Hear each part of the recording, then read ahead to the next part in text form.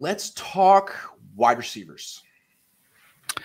Well, I think this is really interesting because I'm hot to trot on Tay Martin, and I have been ever since I saw him. I saw him at Wazoo. I saw him when he transferred to Oak State. Then I saw him against Baylor in the Big 12 title game. I saw him against Notre Dame in the bowl game, the Fiesta.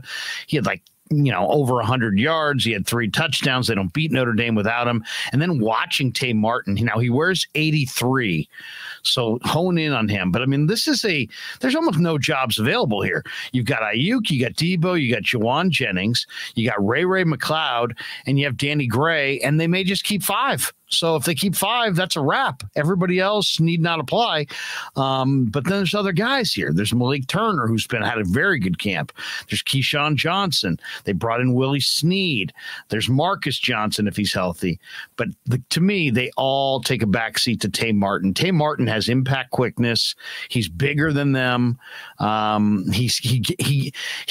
guys are quick, but they don't gain separation. This guy's quick and gains separation and plucks the ball with his hands and can catch it in a crowd. So I'm looking for Tay Martin and Danny Gray. I mean, the two young. Danny Gray's going to make this team. He's already shown in camp. He's a big play guy. He stretches the field. I don't think there's any doubt. Him and McLeod are going to give this wide receiver group great, more explosiveness than they've had in years, going back to Ted Ginn. But Tay Martin is the guy that I'm looking for tonight, and I think Tay Martin is a tremendous wide receiver, and I can't believe he wasn't drafted. Well, I can understand why he wasn't drafted. He ran a 4.58, but to me, the Niners have, I guess, certain templates of wide receivers they look for that they've had success with. Undrafted guys. This guy physically fits the same exact profile as Kendrick Bourne. Yeah. Yep. It's the same profile. I'm not saying he'll have that success, but that's what they're envisioning here. So I want to see, because recently, he wasn't getting many targets in camp. Undrafted free agent. That's what happens. Recently, though, winning his one-on-ones and getting open, catching passes with the third team in practice.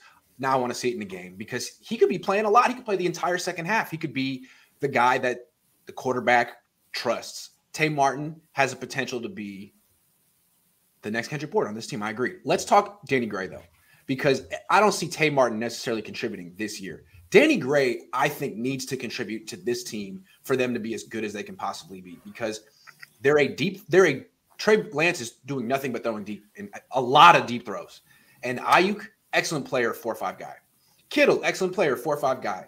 Debo, excellent player. Looks like he weighs 225 pounds right now. Hasn't won deep yet. McLeod, 4.5 guy.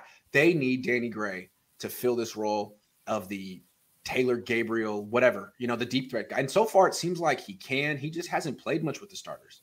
So if he can at least show that he's passing his whatever test that Kyle has for him with the backups, he might just sneak into a role where he gets 30 targets this year and catches, averages 17 yards a catch. They need that. Gray's a space creator. He's going to create a lot of space. I think he's going to make this team just because I think he's one of the guys that they envision as taking some of the load off of Debo. And not that they're the same receiver. They're totally different receivers. But when Debo beats a guy, there can't be that other defensive back standing right there. And if Gray's on the field, that other defensive back won't be standing right there because he's so he's such a vertical threat. And we've seen it in this camp. And he's not frail, and he's got good ball skills. He's got tremendous confidence. And I think he's a major key to this passing game being explosive. I totally agree with your initial comment, Grant, where you're like, hey, they need this guy this year. Ow. I agree. If the 49ers, and this sounds crazy because nobody's ever seen this guy, but if the 49ers are going to do anything deep in the playoffs this year, Danny Gray is going to be a factor. It's a part of the offense that only he can provide. I don't know that he's going to be great at it, but if he is, then this offense takes off.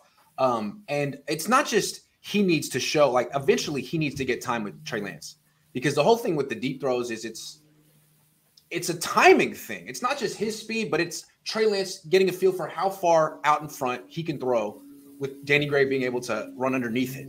I mean, they used to say you couldn't overthrow Cliff Branch. Well, I've seen Trey Lance overthrow Danny Gray. They got to get some time together on that, and that's on the coaches. So Gray has to show that he's ready.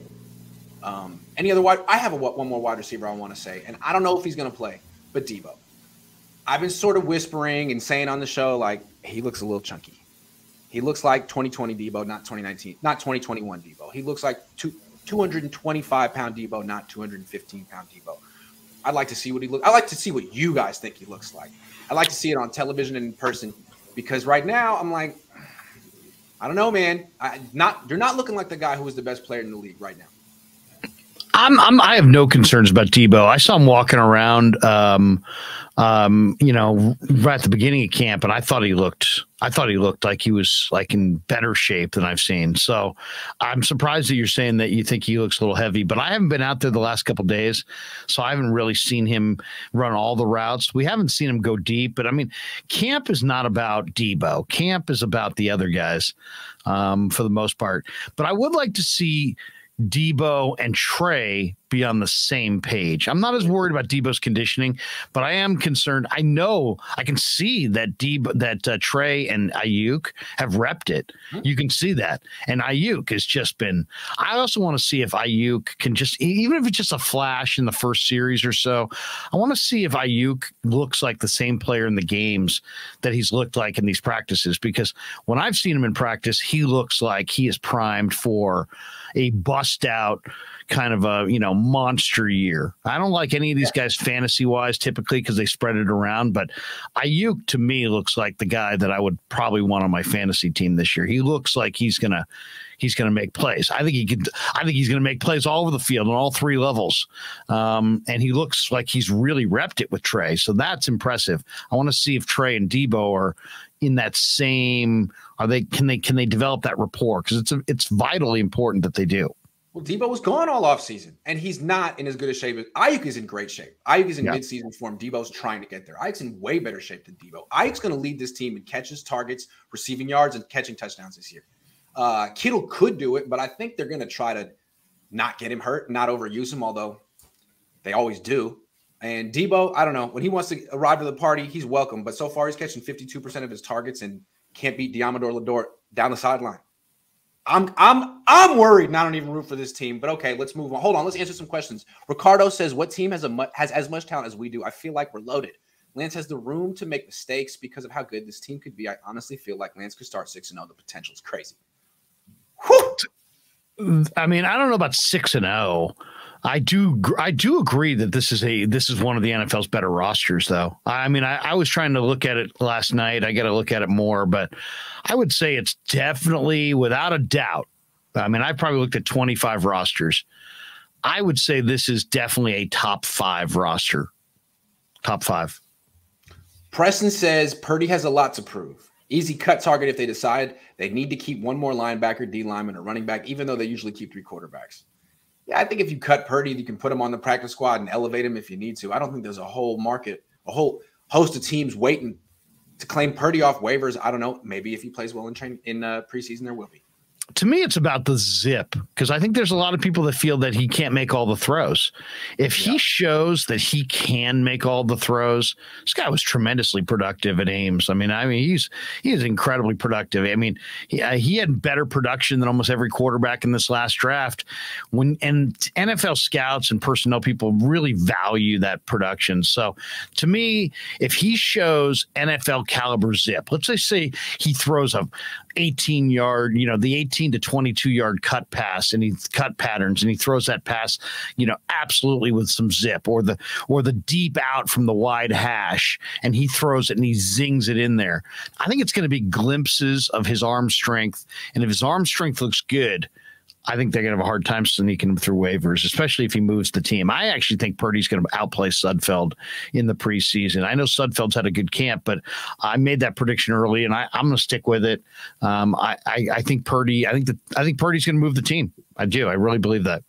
He may, but I have not seen any zip from Purdy. In fact, I saw more zip from Nick Mullins. Corey says, "How much would it cost us to address the center position midseason via trade? Do centers command a decent price?" There are centers on the free agent market right now. J.C. Treader, Billy Price. I mean, there are guys they could sign, although they would have to get rid of Jimmy Garoppolo first. He's still on the team, by the way. Right.